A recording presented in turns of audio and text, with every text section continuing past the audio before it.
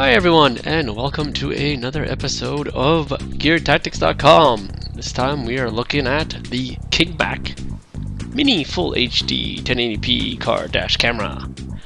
I'm your host Justin Lee, and this is what people use to record all those Russian car crash videos. It's full 1080p, uses a Novatech 96220 chipset. That's a so-so chipset. For recording, screen size is 1.5 inch, 12 megapixel, resolutions, records in AVI. Only one infrared LCD, digital zoom, 4x, supports 32 gigabyte micro SDHC cards, not XC cards. Has a G sensor, so if you get an accident, it will lock the video file and not overwrite it. Motion detection, loop recording, everything else is what they said it before. It shockingly only costs $32 US off Amazon.com. Came with an 8 gig micro SD card. Be sure to put a link to that below. I have no affiliation to that seller, it just happened to be the cheapest. Couldn't find it on AliExpress, but I did see a couple of eBay sellers. It cost more though. Didn't have to come with a card. And it's, as you can see, there's a reason why they call it a mini camera. It's tiny. There's an OK button, mode and lock. Power, little screen here, down, menu, and up. A little mount there, reset, and a microphone. There's the one LED there on the right. The infrared light. Lens is pretty big. Looks like a speaker grill there. Nice rubberized case here.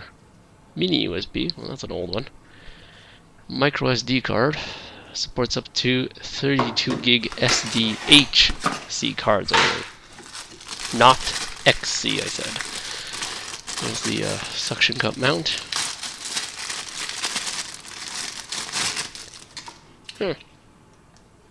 Yep, pretty sturdy. Adjustable. Doesn't twist that much, but yeah, it's a lock here. The windshield. And it actually comes with a computer cable, so if you don't have a SD card reader, you can use this to hook it up to your computer. That's handy. It usually doesn't come with this. It usually just has the car power adapter. Yeah, okay, I'm impressed.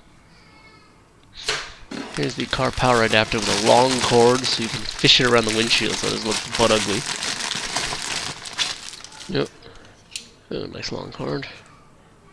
And looks like the same mini adapter. Let's see this English. Thanks for your favor of our product. You're expected to contact us if you have any problems with the installation, operation, technology, and others about our product you meet. We will offer you prompt and authoritative reply within 24 hours. Yeah. Or we can email them at that address there. Here's the manual. This thing only in Chinese. Here's English. This on the other side. Ah, there we go. Alright, you can pause this if you really want to read this, but well, car camera's pretty easy. You plug it in, you turn on your car, and it starts automatically. You turn off your car, it stops recording. There's a battery on this thing. Yeah, but it's a tiny battery. It's only for playback. You know, play with the settings and stuff. You can't run it off the battery, so don't do that. You'll probably break the battery. So I'm going to go through the menu options here. Normally you plug this in, it turns on, but I'll have to hit the power button because it's not plugged in by car. Alright, so I've already set up the initial setup just to get the date and everything set up. There's a menu button on the left here. And the size of the resolution, yeah, megapixels, 1080p, full HD, fine. Exposure, yeah, leave it at 0. White balance, no, let's leave it automatic. Fluorescent, because you can use this as a camera, as a security camera. Anti-shake, yeah, it doesn't have optical stabilization. Loop recording, it's how long and big you want to make the files. So I set mine to 10 minutes. You can set it to 5 if you want smaller files. Motion detection, as I said, because you can use it as a security camera. Can record audio on off. Stamp the date, very important. And as you can notice, some options are missing, like, you know, how do you set the date? So you hit this menu button twice, See? Well, I couldn't find the menu at first, but you hit it twice, and it jumps over here. So now you can set the other options, such as the date. You can have on, off. Auto power for the battery. Let's set how much time for that. The G sensor if you get in an accident. Level 1 is fine. You set your license plate, so you can prove that's your video. I couldn't fit GearTactics on there.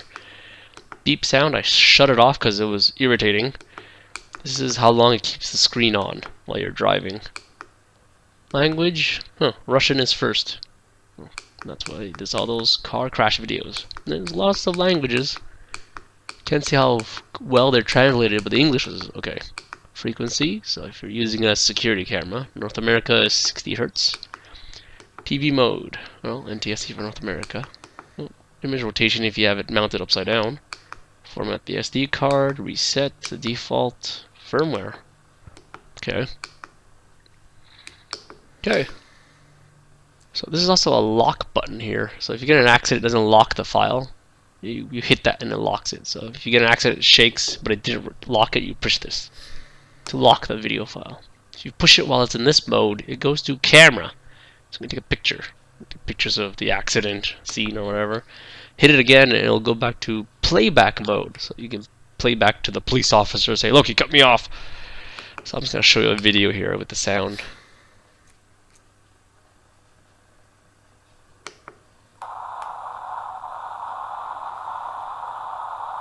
Yeah, hey, it works. If you want to quickly show it to somebody. The battery's already draining, as you see at the bottom right there.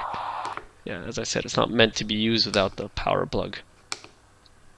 Alright, let's go mount this on the car here. Let's turn it off. But what the heck icon is that? Okay, I don't know what that is. I've never seen that icon, so if you know what that is, comment below. I'm just going to turn it off. Alright, let's try mounting this with one hand.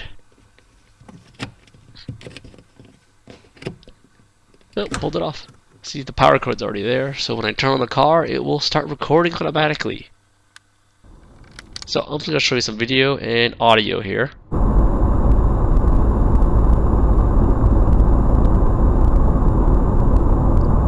Yeah, I'm just going to shut off the audio because only you need to hear the rustle of the road there. So this is actually in Prince Edward Island, Canada. I took this on vacation for 10 days and as you can see, it survived a 10-day trip on 8 hours a day. So that's pretty good. I'm still using it now, and it hasn't broken yet. So here we're going 80 kilometers an hour. Not blurry at all. The sky is not overloading the sensor. It's actually quite impressed for $32 US. Can't really go wrong with that. Colors seem good. The grass is green. The roof is red. This is what it looks like without optical stabilization. I didn't turn on the software stabilization. It would just blur it. It's still okay. It's okay. The camera's handling the bumps pretty well. Yeah, if you live in Nova Scotia, please repave this road. So I'm just gonna go a little faster here. This is 100 kilometers an hour. So you can read that plate on the right.